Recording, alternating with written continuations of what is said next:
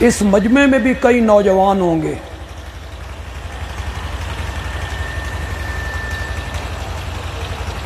جنہیں تاریخ کی روایتیں سنا سنا کے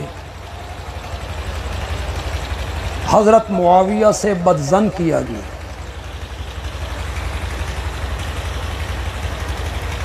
ان کے دل میں حضرت معاویہ کا وہ احترام نہیں جو باقی صحابہ کا ہے۔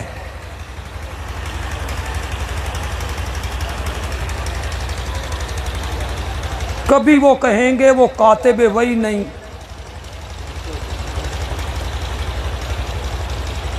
کبھی وہ کہیں گے ان کی فضیلت میں کوئی حدیث نہیں۔ معاویہ سے متنفر کرنے کی کوشش ہوتی ہے۔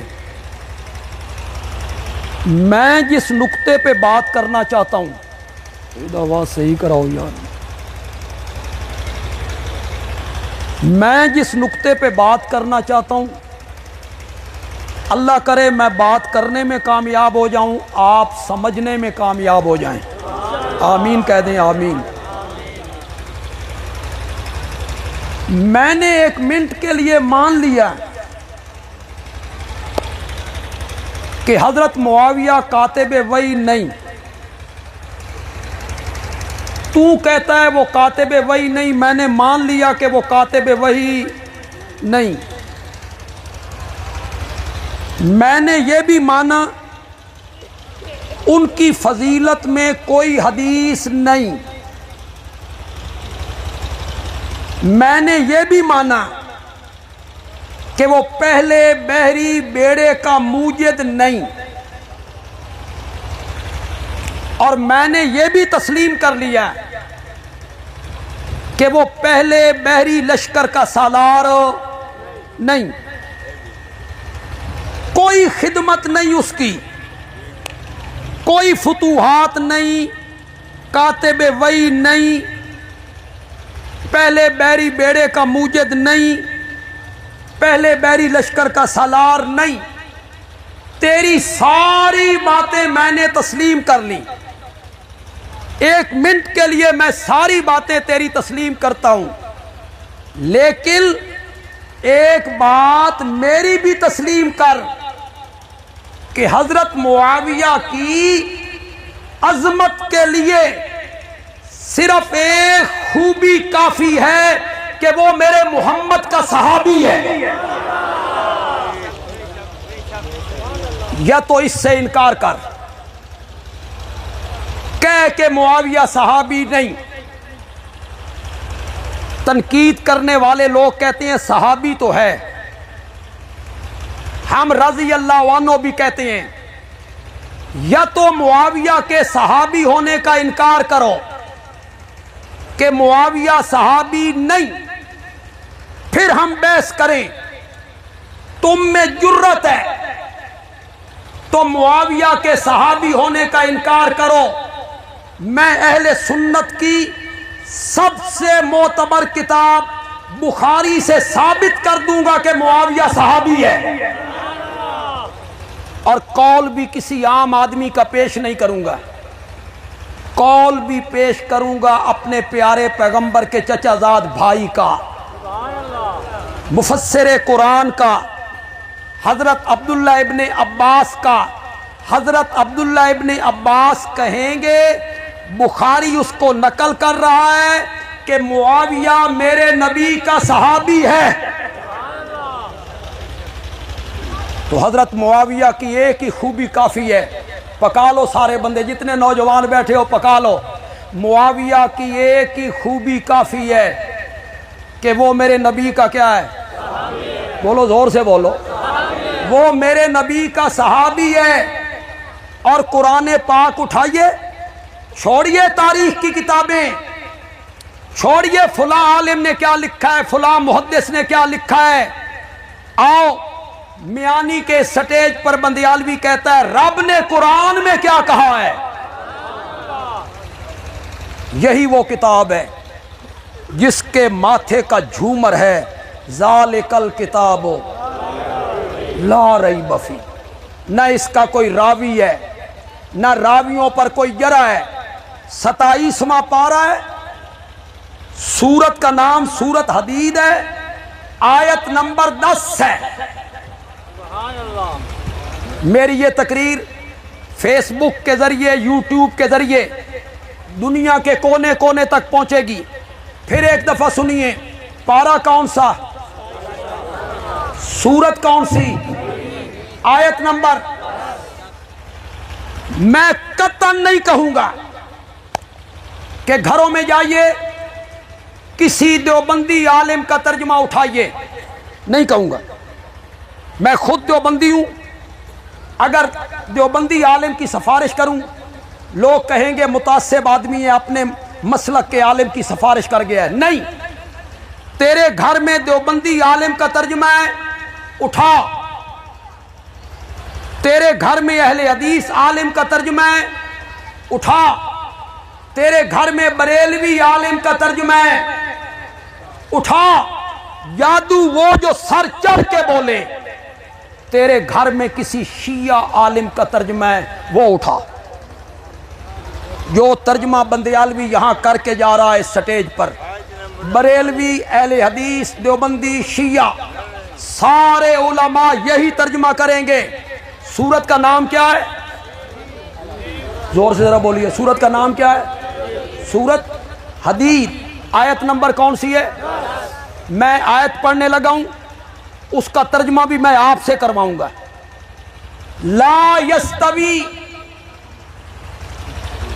منکم من انفق من قبل الفتح وقاتل اولئک اعظم درجۃ من الذین انفقوا من بعد وقاتلوا۔ میرے نبی کے صحابہ کو رب نے دو حصوں میں تقسیم کیا، فتح مکہ سے پہلے ایمان لانے والے، فتح مکہ کے بعد ایمان لانے والے، فتح مکہ سے پہلے جہاد کرنے والے، فتح مکہ کے بعد جہاد کرنے والے۔ اللہ نے فرمایا لا یستوی، یستوی کا معنی کرو مساوات، استوا، یہ دونوں برابر نہیں۔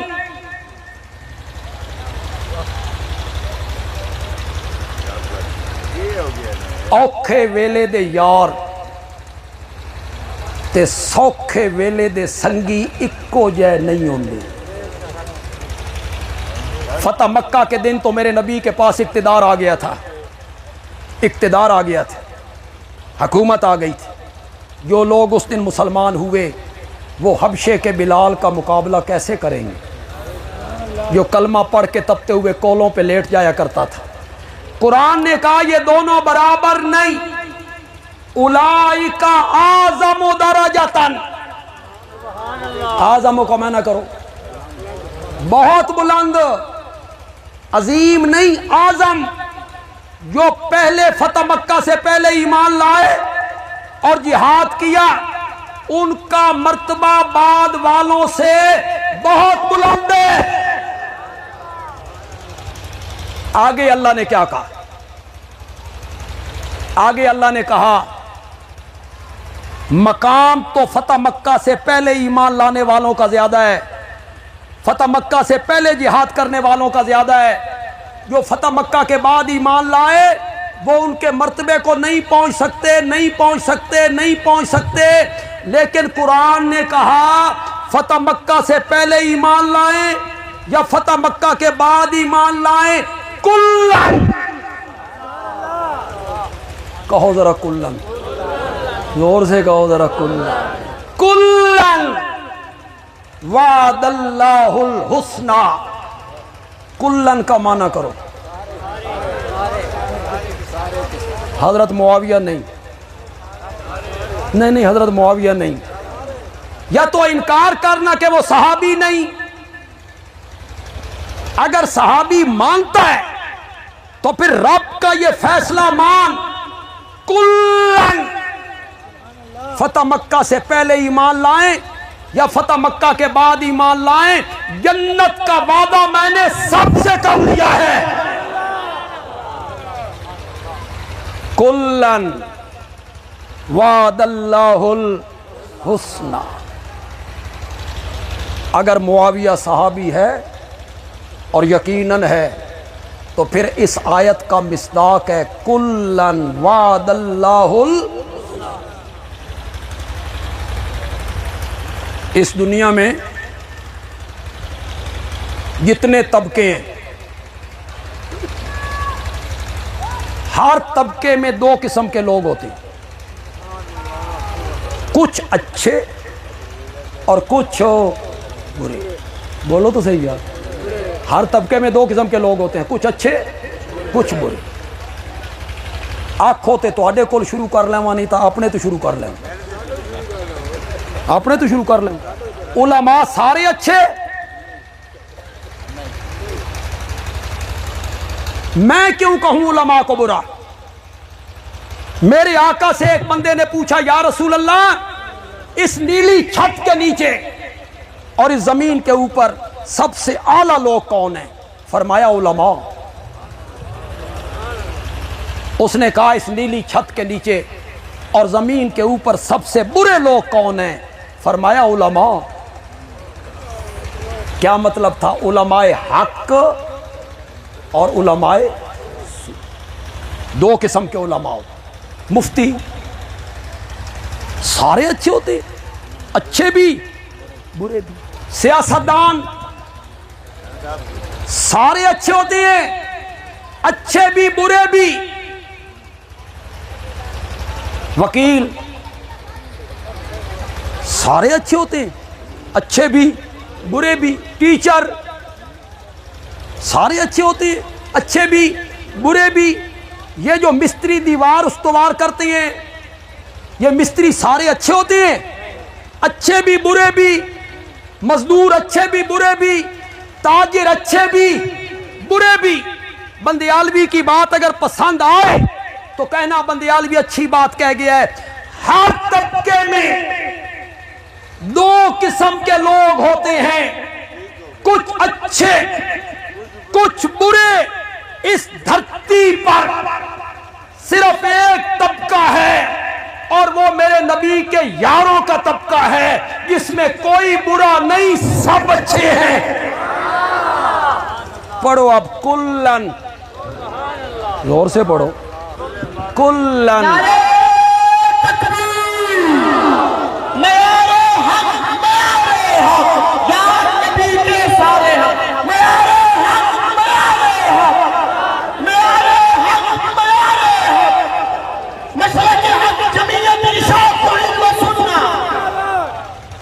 میں ایک عوامی جگہ پہ کھڑا ہوں، میں ایک عوامی جگہ پہ ہوں، میں کوئی منفی بات نہیں کرنا چاہتا. عوامی جگہ پہ ہوں، کوئی منفی بات نہیں کرنا چاہتا.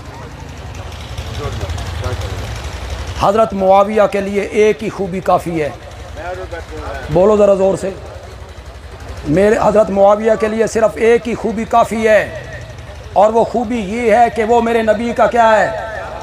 اور یار میری طرف دیکھو، ہر جگہ تے جو بندے ہوندے نہیں یار، ساری زندگی گزر گئی ہے. ہر جلسے میں ایسے بندے موجود ہوتے ہیں، وہ کوئی ایسے ضدی بندے نہیں ہوتے، بس عقلاً اس طرح. ہاں اللہ اسے صحت کاملہ عاجلہ عطا فرمائے.